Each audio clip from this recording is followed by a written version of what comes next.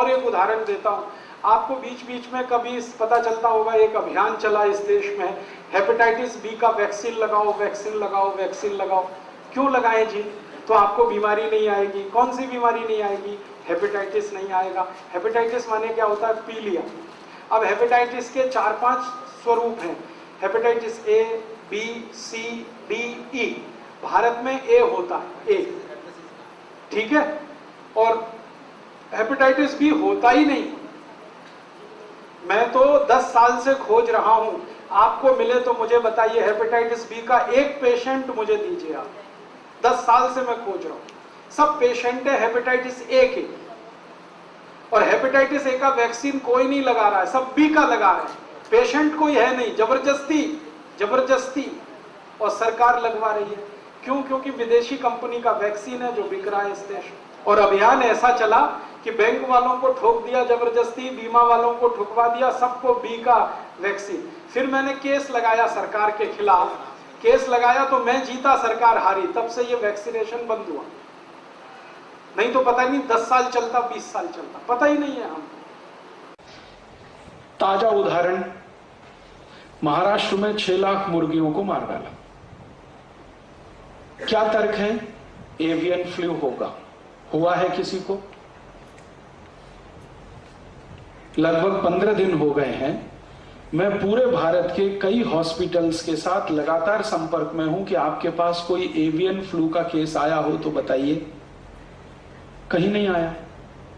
फिर 6 लाख मुर्गियों को मार डाला किस आधार पर? कि उनसे वायरस फैल सकता है। फैला तो नहीं है, फैल सकता है, इसकी गारंटी क्या है?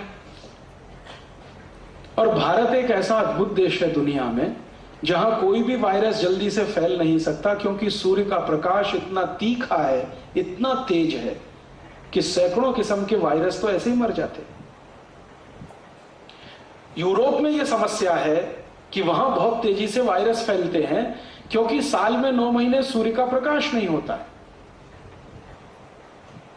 यूरोप के सभी देशों में आप जानते हैं एक साल में 9 महीने सूर्य का दर्शन नहीं होता, और साल में 6 महीने तो -40 डिग्री सेंटीग्रेड तापमान होता है। तो इतने ठंड वाले इलाके में अगर कोई फ्लू फैले, वायरस फैले, बैक्टीरिया बने और वो मल्टीप्लाई करे तो समझ में आता है, क्योंकि उसको कंट्रोल करने की कोई व्यवस्था नहीं है। भारत जैसा तो देश दुनिया में अद्भुत है जहां साल के 12 महीने सूर्य प्रकाश मिलता है, हर दिन सूर्य प्रकाश मिलता है, और आजकल का समय तो 38 डिग्री सेंटीग्रेड का है, जिसमें कोई वायरस पनपना ही बहुत मुश्किल है। और इसी कुतर्क के आधार पर 6 लाख मुर्गियों को मार डाला बेदर्दी के साथ।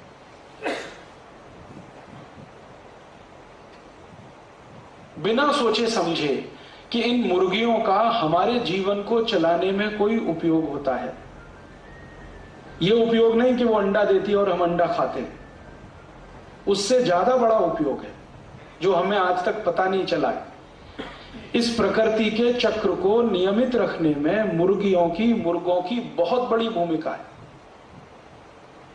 हमारे शरीर को नुकसान पहुंचाने वाले जो छोटे जीव हैं, जो शरीर के शत्रु हैं, उनको खाने का काम ये मुर्गी और मुर्गे करते रहते हैं। चुन चुन के उठा लेते हैं जमीन पे से, ताकि मनुष्य सुरक्षित रहे।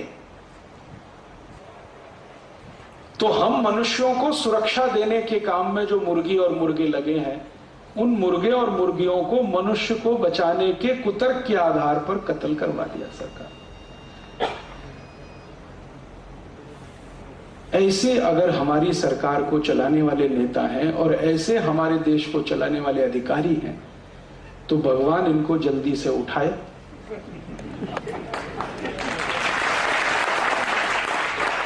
और इनको उसी गति में पहुंचाए जिस गति में 6 लाख मुर्गियां अभी पहुंचाई गई हैं। जल्दी से इनको उठाए, क्योंकि इनका बोझ अभी सहा नहीं जाता। सब सुखी हों, सब निरोगी हों, सर्वे भवन्तु सुखिनः, सर्वे सन्तु निरामया, सर्वे भद्राणि पश्यन्तु मा कश्चित् दुःखभाग्।